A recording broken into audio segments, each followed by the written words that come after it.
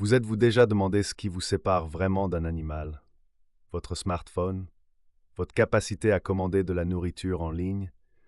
Ou peut-être quelque chose de beaucoup plus profond que vous n'imaginez? Aujourd'hui, nous allons explorer un concept révolutionnaire qui pourrait complètement changer votre vision de vous-même et de votre potentiel humain. Imaginez un instant que vous puissiez devenir la meilleure version possible de vous-même. À quoi ressemblerait cette personne? Combien de vies pourrait-elle impacter positivement? Cette transformation n'est pas qu'un rêve utopique, c'est un processus psychologique réel appelé l'auto-actualisation. Mais avant de plonger dans ce concept fascinant, laissez-moi vous raconter une histoire qui va vous surprendre. Au début de la psychologie de la personnalité, les scientifiques avaient une vision plutôt déprimante de l'humanité. Ils conduisaient des expériences sur des animaux, puis appliquaient directement les résultats aux humains. Imaginez-vous comme un rat de laboratoire sophistiqué ou un chien de Pavlov avec simplement un peu plus de matière grise. Cette approche suggérait que nous n'avions pratiquement aucun contrôle sur notre personnalité ou notre développement. Nous étions simplement des créatures conditionnées, programmées pour réagir aux stimuli de notre environnement. Plutôt démotivant, n'est-ce pas? Heureusement, un psychologue révolutionnaire nommé Abraham Maslow a complètement bouleversé cette perspective pessimiste. Maslow a développé ce qu'on appelle l'approche humaniste de la personnalité, une théorie qui redonne espoir et dignité à l'expérience humaine. Selon lui, nous ne sommes pas de simples animaux dressés, mais des êtres capables d'exercer un contrôle sur notre développement personnel. La contribution la plus célèbre de Maslow est sa pyramide des besoins, une hiérarchie qui illustre l'évolution des motivations humaines. À la base, nous trouvons les besoins physiologiques fondamentaux comme la nourriture, l'eau et le logement. Au-dessus se situent les besoins de sécurité, puis d'amour et d'appartenance, suivis par l'estime de soi. Mais c'est au sommet de cette pyramide que les choses deviennent vraiment intéressantes. Là se trouve l'auto-actualisation, un concept qui m'a longtemps interrogé et que beaucoup peinent à saisir complètement. L'auto-actualisation représente le processus par lequel nous réalisons pleinement notre potentiel et recherchons une croissance personnelle profonde. Pensez-y comme à votre quête personnelle d'excellence et de sens. C'est ce qui vous pousse à devenir non seulement la meilleure version de vous-même, mais aussi à contribuer positivement à l'humanité dans son ensemble.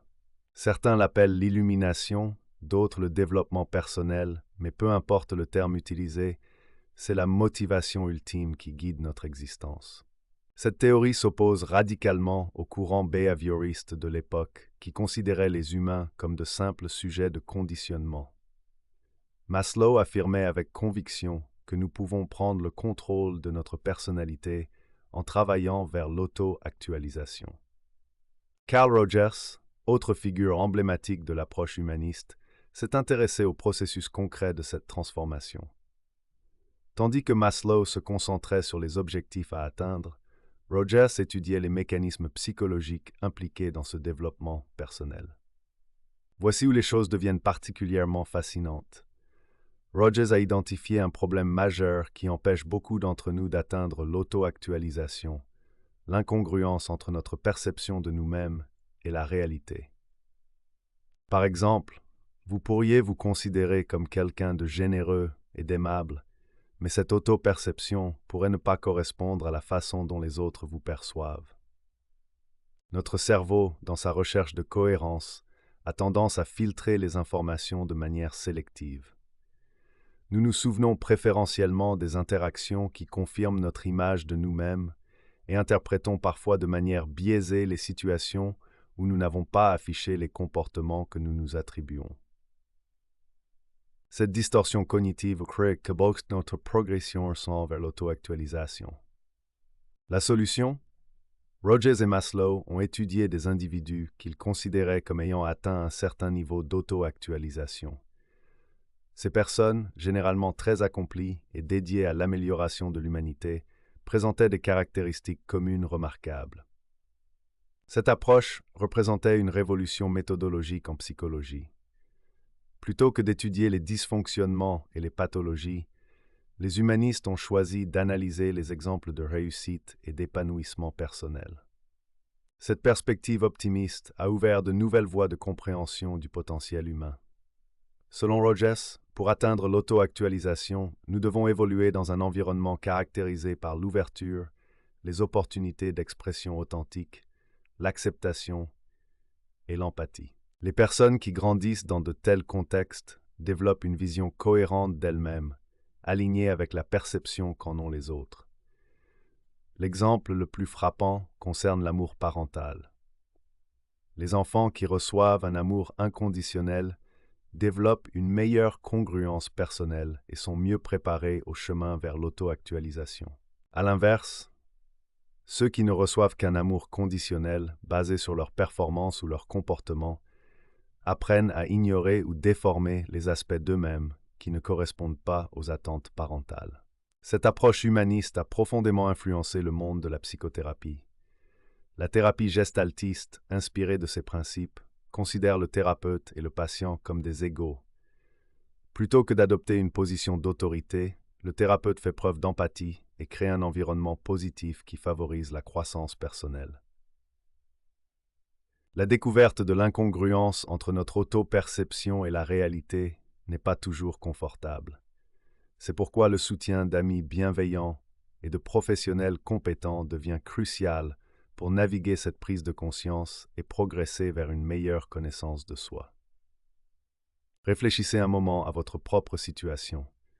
Comment réagissez-vous lorsque vos proches vous offrent des perspectives différentes sur votre personnalité? Votre réaction révèle-t-elle une ouverture à la croissance ou une résistance au changement? Ces comportements façonnent directement votre parcours vers l'auto-actualisation. L'approche humaniste nous enseigne que créer et rechercher des environnements qui encouragent un regard authentique sur nous-mêmes est essentiel. Beaucoup de nos difficultés personnelles proviennent de notre incapacité à nous voir comme les autres nous perçoivent.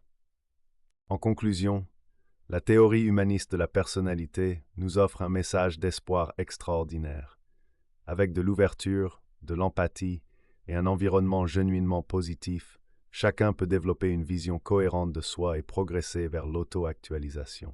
Cette perspective révolutionnaire nous rappelle que nous ne sommes pas de simples produits de notre conditionnement, mais des êtres capables de croissance, de transformation et de contribution positive à l'humanité. Votre voyage vers l'auto-actualisation commence par une question simple mais profonde.